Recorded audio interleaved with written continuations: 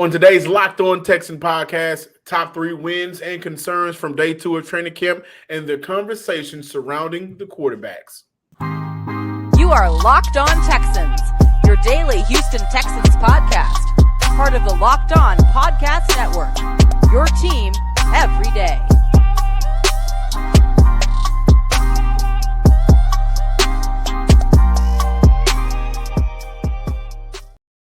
Welcome in, everybody, to a Friday episode of the Locked On Texan podcast, a part of the Locked On Podcast Network, your team every day. If you are new to the Locked On Texan podcast, be sure to subscribe, like, and comment to the Locked On Texan podcast wherever you get your podcast, and YouTube as well. If you are one of our returning family members, shout out to you guys for coming back for another day of your team every day. I am your Texans football analyst, John Some Sports Guy Hickman. Of course, I'm joined by none other than Cody Davis, beat reporter for the Houston Texans, credential media member, also for Sports Illustrated. We have a lot to talk about today. We're going to have a lot to talk about each and every day heading up into week 1 of the NFL season.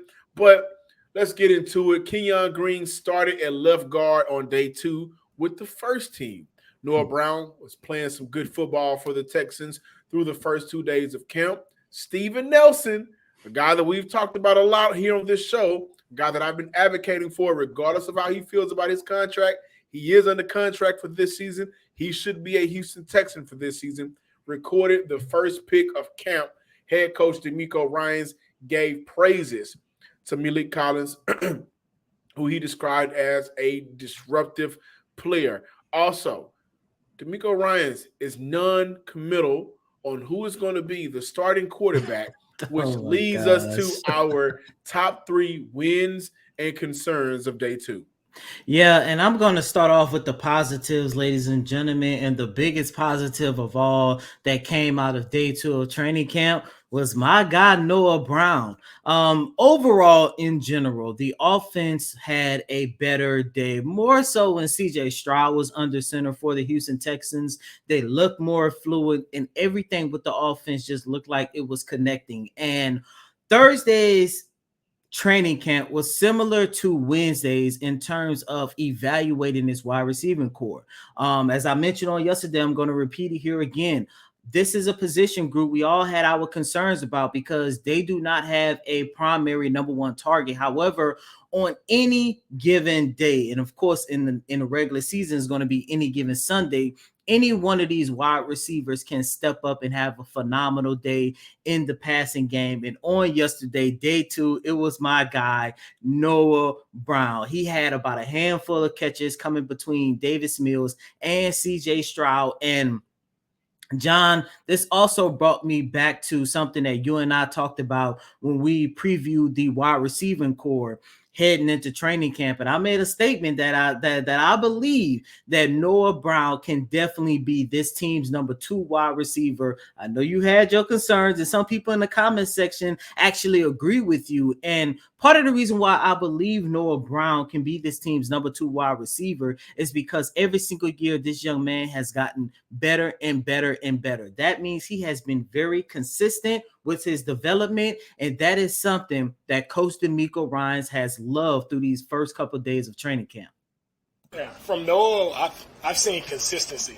Like, he's been the same guy from the first day of OTAs even to now. Like, making that catch today, it's not surprising because he's done it so many times. And I think what Noah does is he just builds trust from the quarterback, right? Quarterback, you put it, in the vicinity, Noah's going to stretch out and get it and make that play for you when you need to count on him. So, and that's what we want, guys who are accountable, guys who are dependable, and you build that trust, that chemistry with your quarterback.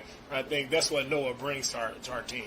Speaking of trust, everybody knows how important it is for the Houston Texans to have a pretty good tight end core, and everybody believes that Dalton Schultz is going to be this team's number 1 tight end. However, John, a couple weeks ago, you and I previewed the tight end core, and you and I talked about the number 2 battle between Tegan Quatoriano and Brevin Jordan. However, in the words of the great Shaquille O'Neal, I need to apologize because I wasn't familiar with this man's game, and this guy that I'm talking about is Mason Schreck.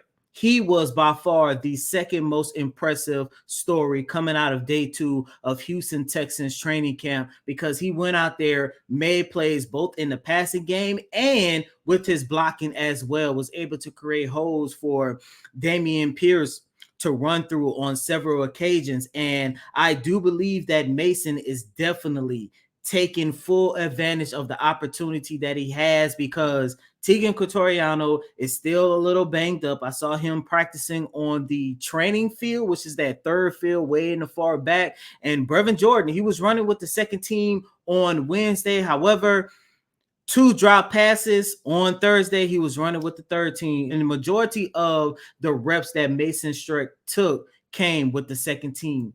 And the last biggest positive for the Houston Texans when you look at day 2 is that defense. John, listeners and viewers, when you look at the Houston Texans defense over the last 2 seasons, I know, and I will 100% agree, that there is little to nothing you want to see the Houston Texans maintain, because the defense was subpar at best. But I think we can all agree that if there is any type of attribute we would like to see the Texans maintain in 2023, and that's their ability to create takeaways. Over the last 2 seasons, this is a defense that accounted for 52 takeaways.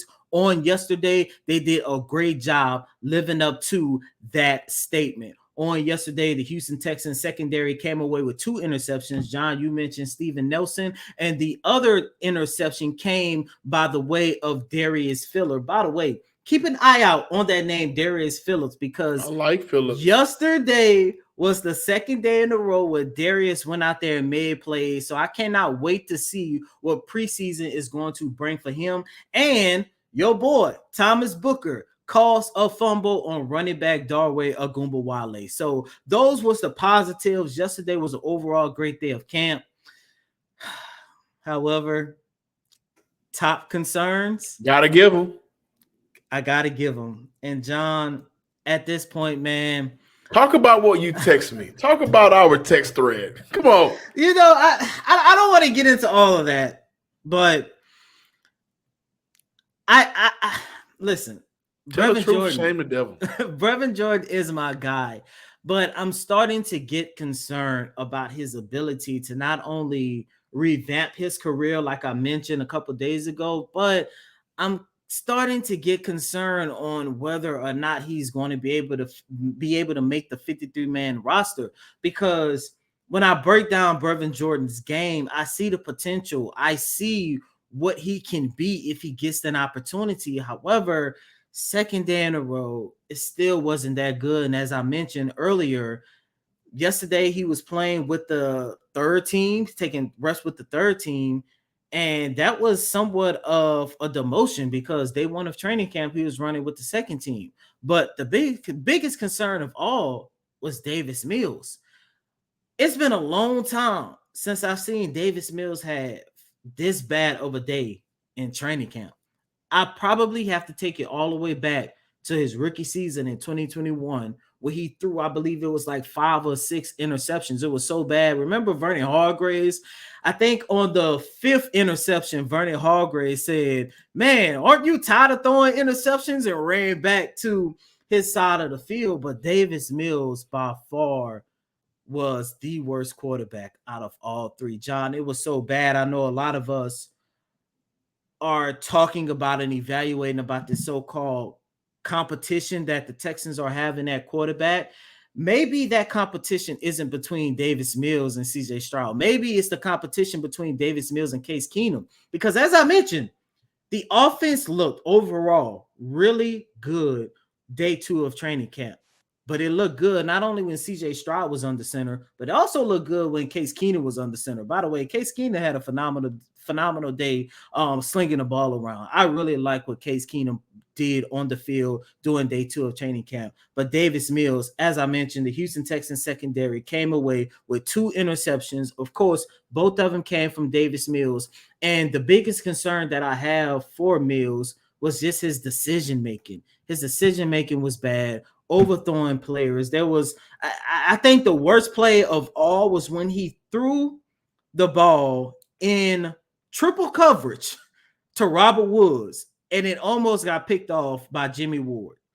I don't know what's going on with Davis Mills. I don't know if he's too much in his head. I don't know if he doesn't feel the trust that he once felt from this organization, because like I mentioned, even though they're saying it's a quarterback competition, it is clear as day. You're going to be out there later today. You're going to see it's clear as day that CJ Stroud is going to be this team's number one quarterback come week 1 of the regular season.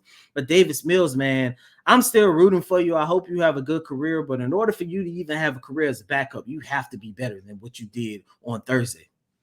I do want to highlight that with defensive-minded head coach DeMeco Ryans calling defensive plays, the intensity and success through the first 2 days of camp on the defensive side of the ball, that's been showing. Also, Tank Dell getting some work in with Robert Woods after practice, as well as rookie C.J. Stroud and Juice Scruggs working on their exchanges after practice as well. I love the fact that we talk about iron sharpening iron all the time. Last year, it was more so a sandpaper sharpening sandpaper. But you got some vets and you got some rookies and you got guys working together to get better moving forward, even with the small things, just exchanges with your rookie quarterback, rookie center. Tank Dell trying to figure out, how can he be effective on the team and working with Robert Woods, who's been successful in this league. So those are some of the highlights from camp. Moving forward, we will talk about early evaluations of CJ Stroud. Our partners at eBay Motors have teamed up with Locked On Fantasy Football host Vinny Iyer to bring you some of the best fantasy picks of each week, all season long. Whether you're prepping for a draft or scouting the waiver wire, every week we're going to provide you players that are guaranteed to fit your roster. So, with draft prep underway for the upcoming season, let's see who Vinny has picked out for us on this week's eBay Guaranteed Fit Fantasy Picks of the Week. When the top tier of quarterbacks is off the board in fantasy football drafts in 2023, there's another line of luxury passers and runners who are guaranteed to fit your starting lineups every week. The Bengals quarterback, Joe Burrow, remains a classic pick in the top 6 QB1s with his prolific reliability in the offense with great weapons around him that he knows very well. Burrow will get the job done again and again and again, humming along to those big numbers in Cincinnati. Vinny Iyer from Locked On Fantasy Football is going to help you win your fantasy championship. And eBay Motors knows a championship team is about each player being a perfect fit. Same with your vehicle. With eBay Guaranteed Fit and over 122 million parts and accessories for your vehicle right at your fingertips, you can make sure that your ride stays running smoothly. Air filters, brakes, batteries, tail lights, and much more, eBay Motors has it. And they'll make sure it's the right fit for your car because eBay Guaranteed Fit helps you understand exactly what part you need for your vehicle the first time. For parts and accessories that fit your vehicle, just look for the green check. Get the right parts, the right fit, and the right prices at ebaymotors.com. Let's ride. eBay Guaranteed Fit only available for U.S. customers. Eligible items only. Exclusions apply. Welcome back in, Locked On Texan listeners and viewers. Guys, we talked about the good and we talked about the bad to open up the first segment, of which included in the bad was Davis Mills' day 2 of training camp. And all signs point to C.J. Stroud being the week 1 starter versus the Baltimore Ravens, bearing any injuries. However, DeMeco Ryans has said on multiple occasions he is non-committed to naming a starter quarterback at this time, unlike the Carolina Panthers, who have already came out and said, hey, Bryce Young is the guy we traded up for. Bryce Young is the guy that will be the starter come week 1. Looking at C.J. Stroud, it's obvious that DeMeco Ryans still wants to make sure that his young guy, who they invested a lot into, is ready.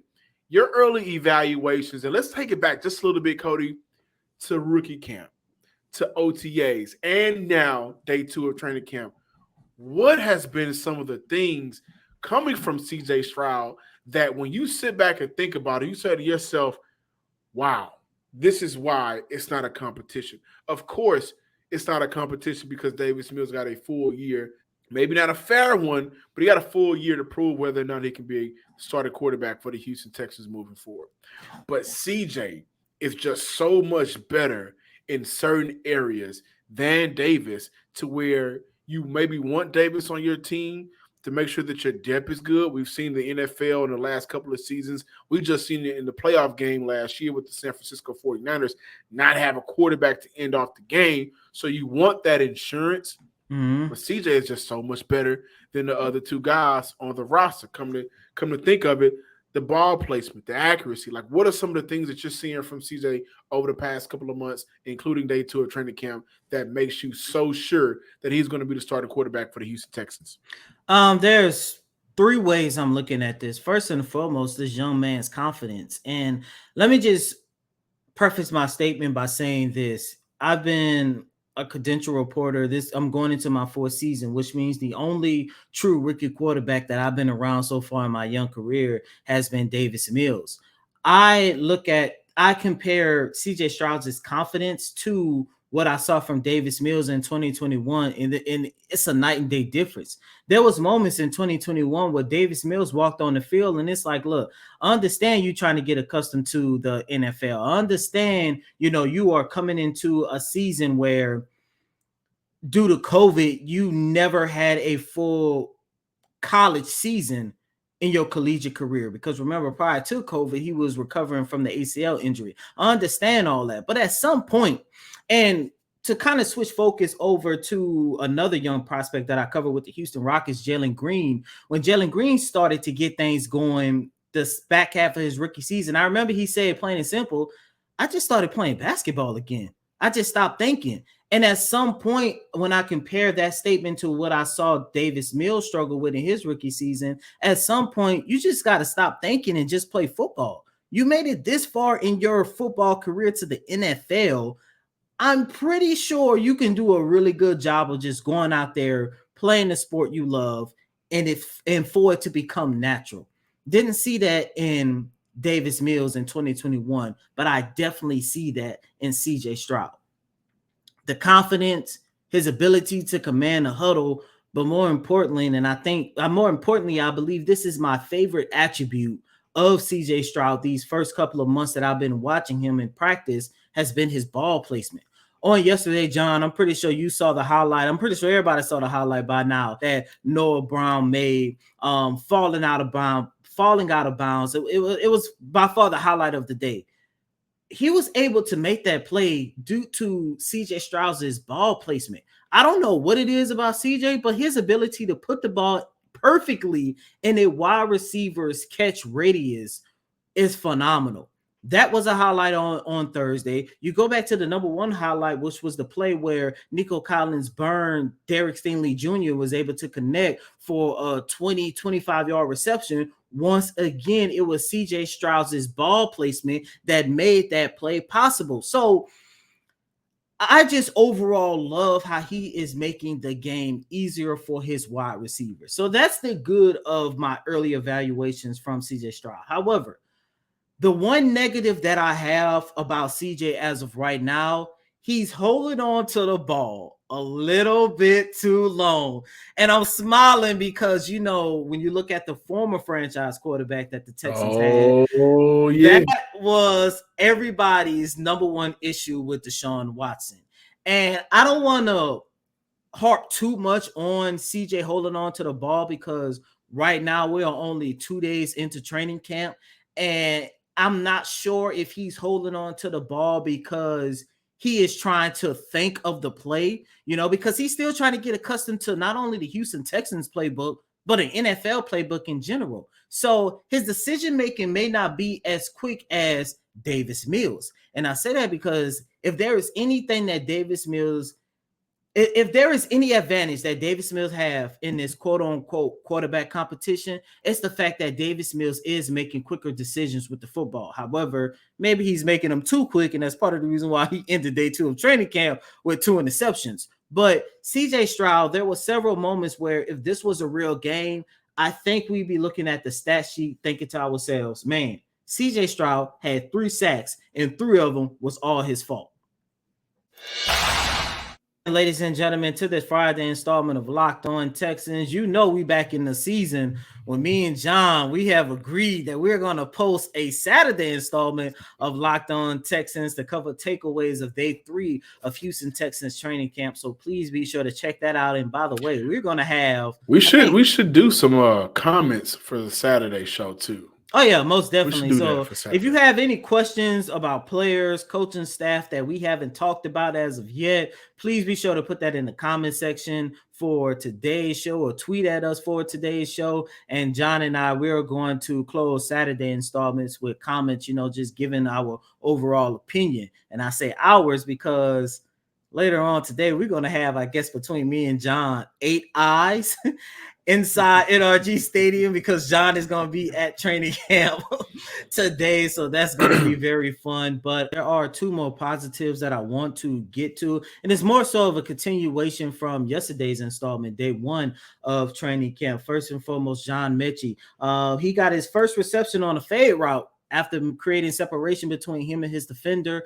And that play alone was somewhat of a glance into the playmaker that John Mechie can be. Yeah, Mechie can bring a dynamic element to our offense. I think he's a dynamic playmaker with the ball in his hands. When he, watching him there at Alabama, the plays that he made, right, it's in him. Right, he just has to get back to playing football. It's been a long time since he actually played. So it's encouraging to see him out and encouraging to see him continue to get better. But definitely looking forward to him, being a dynamic playmaker for us.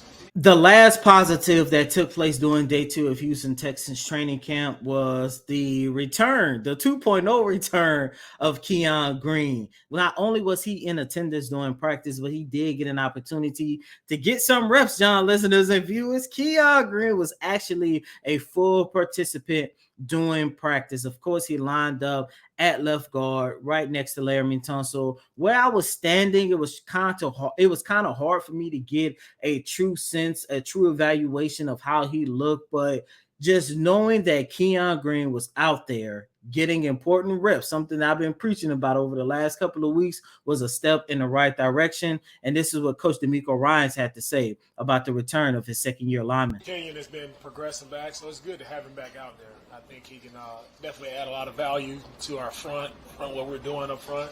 And really hard worker. He's put in the work to be back out there. So excited to see him. First day, just starting to roll. So a lot of work, a lot to improve on. He'll continue to do that, but happy to have him back with us. So there you have it, day 2 of Houston Texans training camp. Overall, it was a more competitive day. Both the offensive side and the defensive side was getting to it, was getting after it. But I will say I cannot wait until Sunday because Sunday is going to be the first day of pads. And that is when the real evaluation starts, especially everything that's going on in the trenches. And Monday, Tuesday, Wednesday, Thursday, Friday, Saturday, we will be covering your Houston Texans every day. Thank you guys for checking out another episode of the Locked On Texans podcast. Be sure to follow us on Twitter at Locked On Texans. Make sure that you subscribe, like, and comment to the Locked On Texans on YouTube as well. And as always, I'm your host, Cody M. Davis. Please remember to follow me on Twitter and Thread at Cody Davis _24. Once again, it's Cody COTYDAVIS _24. Until next time, ladies and gentlemen, peace.